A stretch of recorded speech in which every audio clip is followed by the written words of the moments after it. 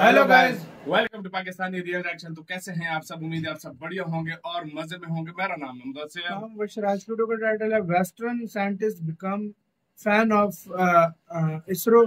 मतलब उन्होंने बता दिया कि कितना ज्यादा बेस्ट किस्म का मिशन भारत के इसरो ने भेजा है, चंद्रयान 3, और ये बेटर है हर मामले में लूना 25 से।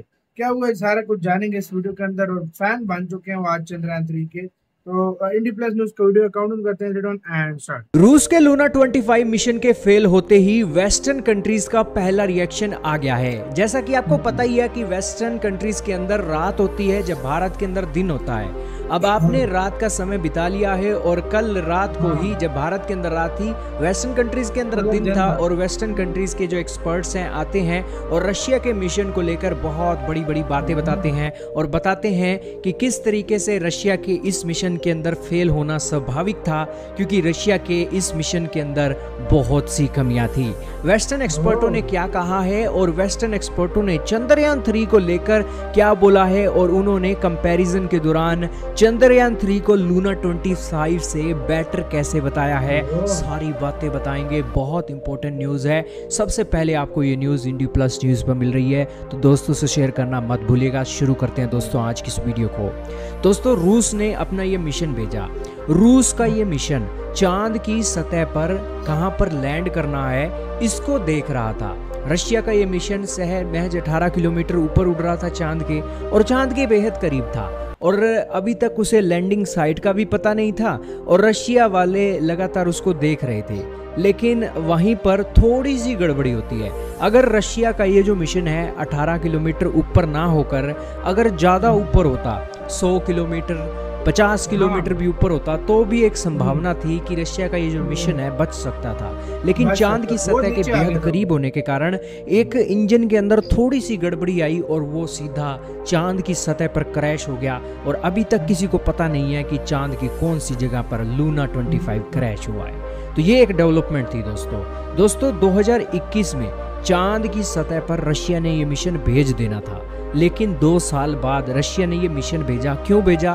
क्योंकि रशिया और यूक्रेन की जंग चल गई, वेस्टर्न कंट्रीज के साथ उनका बवाल हो गया, और वेस्टर्न कंट्रीज के कई इक्विपमेंट थे। उन्हीं इक्विपमेंटों में से एक स्पेसक्राफ्ट के नेविगेशन का कैमरा था, जो यूरोपियन यूनियन की स्पेस एजेंसी ने रशिया को देना था।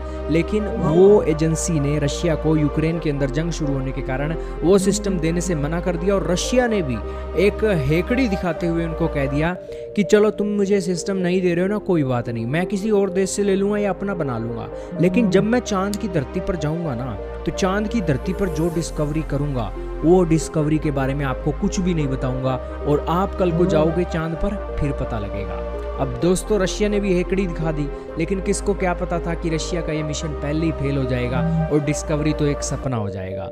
अब दोस्तों, आने वाले समय में क्या है, रशिया ने ये मिशन भेजा था ना, ये चांद की एक बड़े बड़े जो क्रेटर देख रहे हो, इन क्रेटरों के अंदर एक अनुमान लगाया गया है कि इन क्रेटरों के अंदर बर्फ हो सकती है। क्यों हो सकती है?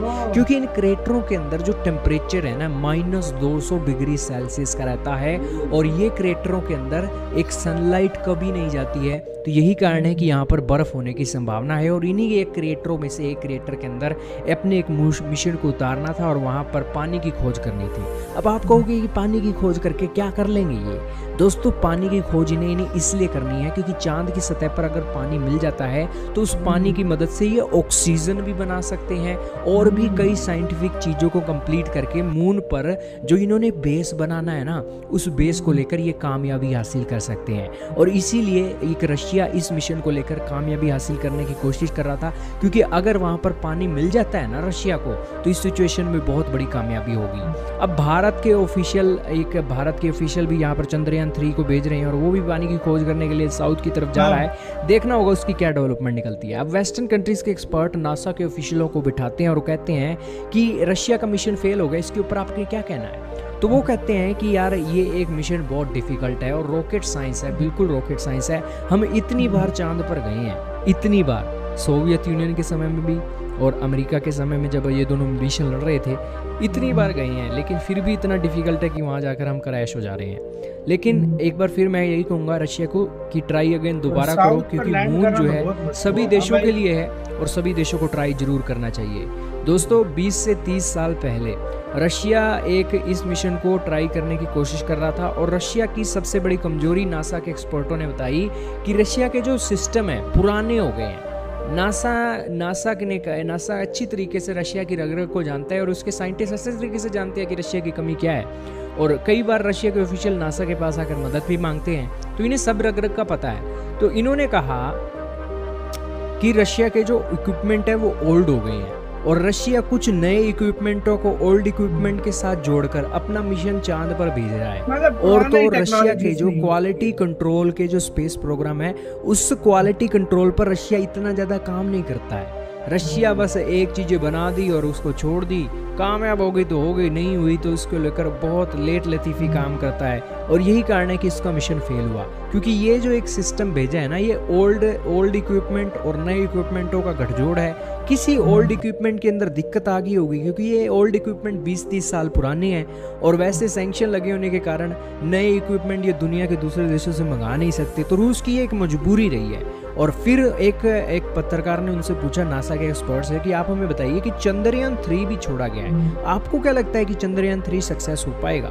तो उन्होंने कहा कि यह बहुत मुश्किल काम है चांद की सतह पर लैंड करना, लेकिन मुझे प्रोबेबिलिटी लग रही है कि रशिया के मिशन से ज़्यादा भारत का मिशन यहाँ पर कमाल कर सकता है, क्योंकि भारत एक एक स्टेप बिल्कुल फूंक फूंक कर रख रहा है और भारत के पास कई देशों का सहयोग है और भारत ने अपने सिस्टम के अंदर कई तरह के इक्विपमेंट लगा रखे हैं, सेंसर लगा रखे हैं और अपना एक रोवर भी वो लेकर जा रहे हैं और इस सिचुएशन में कई देशों की उसकी मदद भी मिली हुई है। तो मुझे उम्मीद है कि भारत का ये मिशन कामयाब होगा और ये उनका दूसरा एक कोशिश है चांद की सतह पर लैंड करना। दोस्तों भारत अगर इस मिशन में कामयाब नहीं होगा ना, जापान तैयारी कर रहा है, जापान चांद पर मिशन भेजने की तैयारी कर रहा है और अगर भारत इस मिशन में कामयाब नहीं होता तो कोई और देश कामयाब होगा। इसको लेकर रेस अब चल पड़ी है दोस्तों, इस मिशन के अंदर हर हाल में भारत को कामयाब होना ही पड़ेगा।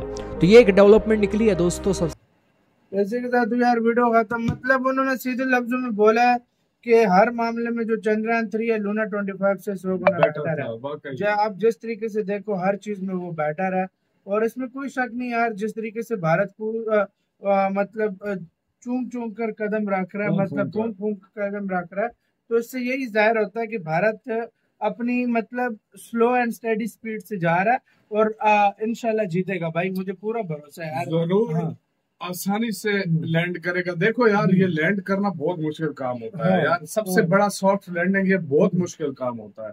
काफी सारे देशों का देख लो ये सॉफ्ट लैंडिंग के चक्कर में, रशिया का लूना को देख लो वो भी लैंडिंग के चक्कर में जो है ना भाई देखो पहुंचना आसान होता है, लैंड करना सबसे मुश्किल है। बहुत मुश्किल काम है। दूसरी बात, भारत ने हर चीज हर मामले में बोला कि अगर कुछ इंजन सेंसर कुछ भी फेल हो जाता है हम लैंड करेंगे।